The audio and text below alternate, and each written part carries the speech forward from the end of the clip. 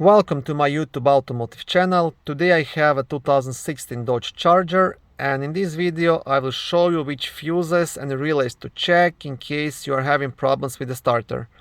This video will apply to 7th generation of Dodge Chargers made from 2011 all the way up to 2021.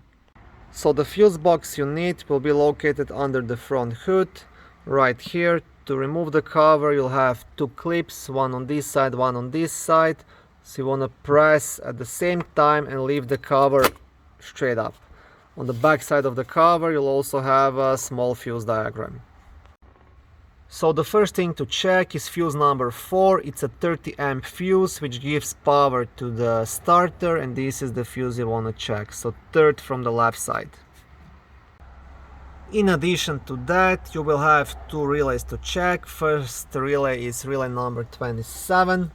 This is the one right here, and the relay number 59, which will be right here. So these are two relays you want to check. So there is plenty of them here, so you can always pretty much just replace with any of these and just see if that makes a difference.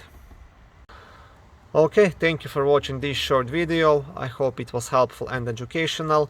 If it was, please like it and consider subscribing to my YouTube automotive channel. On my channel there is lots of how-to videos, do-it-yourself videos, car reviews, product reviews and other similar automotive topics.